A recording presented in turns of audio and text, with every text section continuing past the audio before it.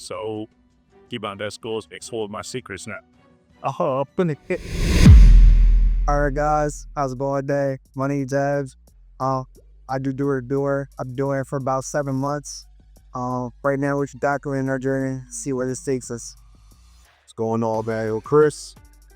It's about 4 from off, a little bit over 4 months doing door-to-door and get that both looking to get into that leadership goal. So, Okay, let's go. So, my name is Dep. I also have been doing door-to-door for 3 years. This is our journey on the leadership path. I've been a mentor for door-to-door for a long time, and I'm stepping up in that journey. So, this is really just to, a lot of times people that go through door-to-door have a really hard time getting through the mindset part. So this right here is really to give you that mindset aspect of it, but make sure you're able to do it in your comfort picket. So let's get to it. Today we want to go over a little bit about, I'll let you guys get into it actually. So a little bit more like process orientation versus result orientation, but I'll let him go. Chris, take the lead on this. I guess the first question for you be like, what were like some of the pros and cons of choosing result? Like choose a results out there fit or result. Pros and cons to that. Yeah, elaborate, like go for like where you chase it numbers like result instead of like Following the process and like you bought their chase the series. so that's a really good. I mean, I think that raises the topic a lot. You chase results. I think we do it during, you see social media so often, right? Everything's result oriented. You see everybody you grade, everything like that. How it correlates in door to door is like, you go out there, you want numbers, right? Everybody wants to make money. You want to hit 4 every day. You want to hit 5. You want to hit 6. And it's like, no one wants to take, like everybody wants it, but the hard part is taking the steps that get to it. And a lot of times we'll go from like, start from the, hey, how are you? And then they say yes or no. And now you're like, damn, I don't have an increment.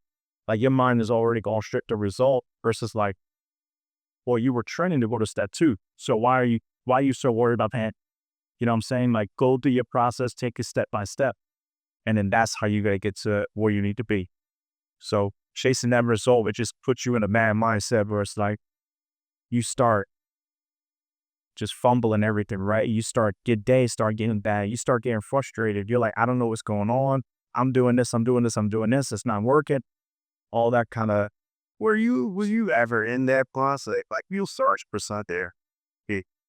It's so easy. It's so easy because with sales, it's really that instant gratification. You get that with sales quick, right? You get 6 one day, you're on high. Like, oh, I feel the kitchen. No, you just dropped 7. You're right? Adrian too. He dropped his first 2 Gs. Yes, sir. But first time, it's like you get that high, and then it's like, cool.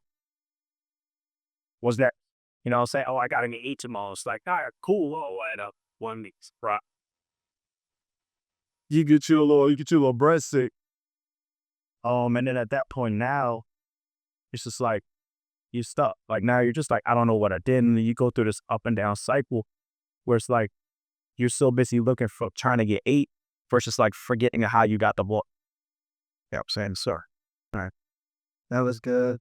And in terms of the topic of what we have, my question is really simpler. You know, through door to door, you have a lot of triumph, ups and downs. Like you're just elaborating. Like I guess the biggest thing for me is, when did you know? All right, stop. When did you want to know you were going to fully buy into the process and decide you were going to be good at door to door? Because I know when people start, they're like, all right, at least try it out, be a little test run, see how I like it. Some people quit, some people give up, some people keep on going. But when do you like fully lock in? Like, no, F all this stuff. I'm going to be good at door to door. I don't care what happens, how this turns out. I'm going to buy all the way in, back in, be good.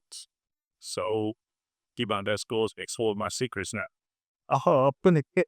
So that's a really good question. So honestly, I was good when I started. Like when I first got out, and I'll be really honest, like when I go in something, again, I mentioned this before, but like when I go in something, I'm like all in when I do it. So it's like I have fun, I do it. So like I started off 15 my first week. I was setting 3 up there.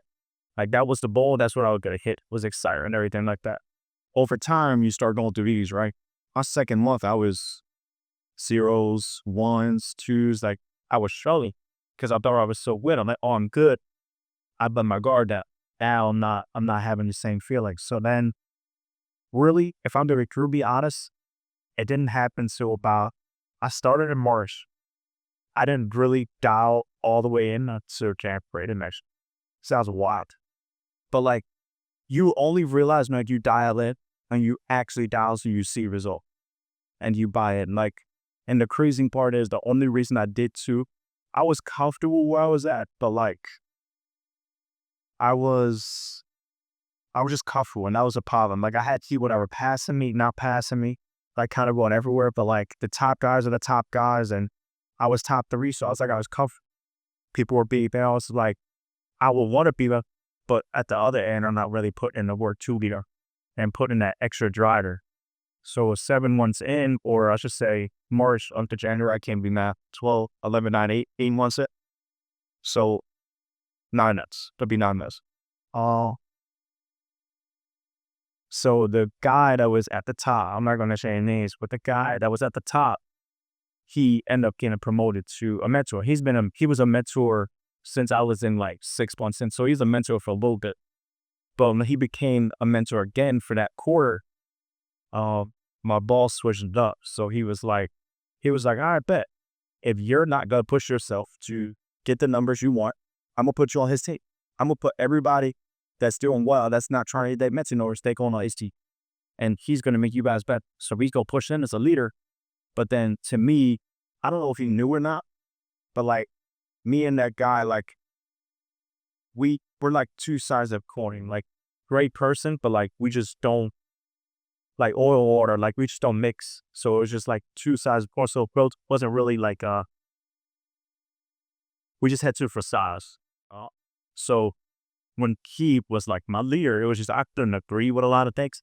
That just like that. And I was just like, in my brain, I'm like, I'm not going to allow myself to be second to that. And like my ego just kicked in. And ego's a huge thing. I think that's a time we should definitely cover. But my ego kicked in. I'm just like, my ego kicked in a positive way. That's like, yeah, now I'm not going to put myself, I'm not going to feel like I need to be down here.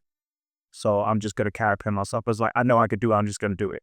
And like, just that focus to go into just like, I'm getting 4 every day. I don't care what happens. I'm working weekends. I don't care. And like, that's where I had, because there was times before that I was like, oh, work weekends down and do that. Right. Joke that. We'll work that weekend. And then after that, I was just like, yeah, I care. A whole choice for me. I'm outside. Sundays, yeah, for me.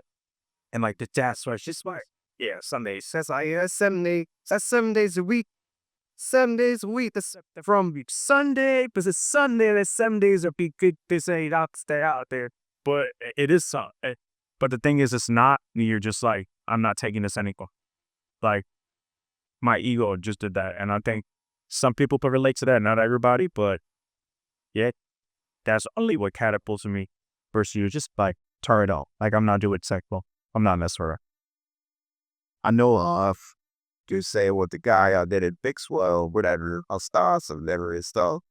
It's a little not off topic, but do you think doing door to door, there has to be a certain style to how you approach the door? Like, I get bitch to the door. We think there's generic style, or you could do it any time or what?